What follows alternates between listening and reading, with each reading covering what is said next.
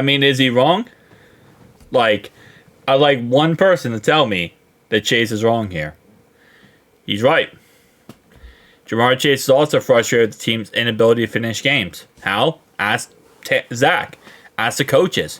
Don't ask me. I play football on the field. I don't call plays for us. And especially because it's not like, defense. Defense is a lot different than offense. Defense, you could say, well, your guys aren't tackling the guys correctly. You guys aren't covering the guys correctly. Where even if you call a perfect play, defensively, you could still mess it up by just, not actually doing your job. Offense is a little bit different. Now, offensive line, yeah, you could not do your job. For the most part, receiving core, most receivers, especially at the level of Jamarr Chase, T. Higgins, they're running their routes correctly, right? They're running their routes almost perfectly. Even Yoshi's running his route very, very well. Maybe Jermaine Burton struggles, but our tight end should be running the route. So it's not really defense. Like, defense completely different than offense in that aspect. Offensively, it really comes down to the coaches. Comes down to the coaches and execution of the actual plays. And it's frustrating, man. It's frustrating, and I feel like Zach has kind of lost the locker room in this aspect. Especially when it comes to finishing games. Like, there's no if and buts about it. We could not finish the game versus the Panthers. Not finish the game versus the Chiefs, right? Have that game. Last drive of the game, we have the ball, and we're up in that game. You go down and score a touchdown. You win the game. Game over. You beat the Chiefs. We couldn't do it. We could not finish that game. We could not finish that game. We could not get done that game. Ravens games, both Ravens games, one were in range to go ahead and take a double-digit lead. We throw an interception in the first game, which ends up them going outfield and scoring a touchdown and, taking this to overtime. The second Ravens game, again, up 14 points majority of the game, and we choke it away and lose. We have a real issue with finishing games, and that's a coaching problem. It is. Now we also have a kicker problem, which really does suck as well. I said this last night in the stream, and I'll say it again. This is not a one problem fix all type of problem. I know a couple weeks ago we had some comments for the defense that our defense is a very small issue and it will be fixed, and it's not a huge problem, it's just a small problem. Clearly that was not true. In the end, we have a huge problem across the board for this team, and coaching is definitely somewhere where it starts.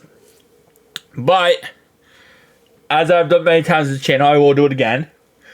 I'll defend Lou and defend some of the coaches, because I do feel like, especially on defense, Lou can only work with what he has, right? And defensively, our players have not been playing to high expectations. Offensively, they have, okay?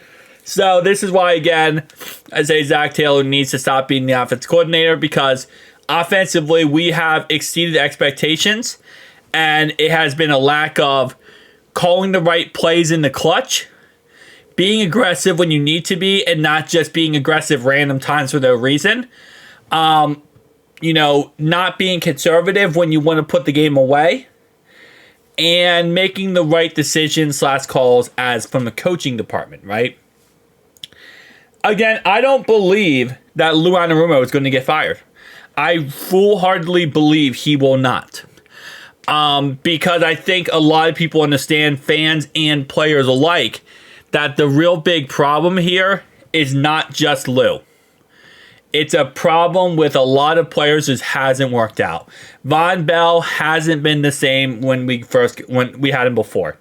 Geno Stone has not been that guy that's that good. Sheldon Rankins, not that guy.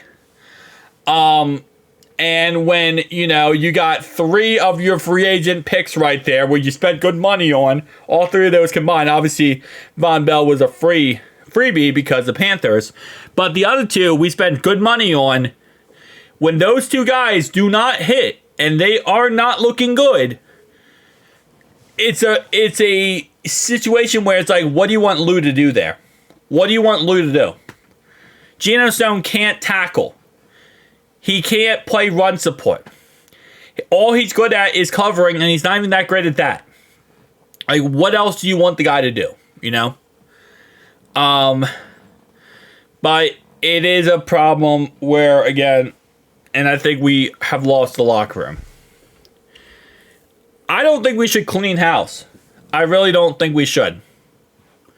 I think moving forward, we need to reevaluate a lot of stuff. But cleaning house, meaning firing Zach, firing Lou, firing Dan Pitcher, and just firing everybody and saying, okay, we're going to get new coordinators, new head coach, new this, that, the third. I don't think that's going to work. Right? I think what we need to do is we do need to reassess this team. We need to look at this upcoming offseason. And we need to push this team in a new direction. And that means getting out of our comfort zone. That means not enabling the same bullcrap behaviors that has put us in this situation right now. It means getting a new offensive coordinator, not a new coach. It means telling Dan Pitcher, Dan, we love you, man, but you're kind of a puppet here. So we're going to have you go back to quarterback coach. We're going to try to reach out and see if maybe a college coach, who maybe one of these successful college coaches, can come over to the NFL and be our OC. And it's about telling Zach, you are a great coach. You are a great leader. You are a great man. But you are one awful offensive coordinator. You need to step down. That's what this comes down to. It comes down to actually giving Lou Anarumo some firepower, actually providing him with some ammo to be successful, and not trying to give him scraps and have him try to catch lightning in a bottle. Across the board, again, it's not one issue here and there. Offensive line needs to get reworked. We need to rework that offensive line. And I personally, again, I'm always for fire Frank Pollock. But I don't know how much of this is on Frank. And it's crazy to say because this is me, right? This is me saying this. And I am literally a guy that would get a tattoo across my chest that says fire Frank Pollock. But unless there's a better option available, I don't know 100% if that is the move. I think the move is, again, it's a deeper, here's what I'll say, right? Because it is deeper than just Frank Pollock. And that's what I'm trying to say. Is it's not just a simple fire Frank Pollock, we're done, we're good. No, because there is just like this, how do I put it? Like this acceptance of not working to excellent levels, I feel like, on the offensive line. And it's just this mentality that we breeded when it comes to this offensive line of like, just good enough is okay. And yeah, maybe that is Frank, but I think it's deeper than that. I think it's a philosophy that we have accepted around the whole team so far. And it's like we had all the success going to the Super Bowl, back-to-back championships, and we kind of got too big for our britches.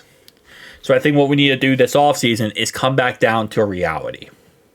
That if you want to be successful in this league, you want to be a successful team, it's not just, you say you're the best, and you claim you're the best, and you had success in the recent history, and you had success here and there. It's a long, thought-out process.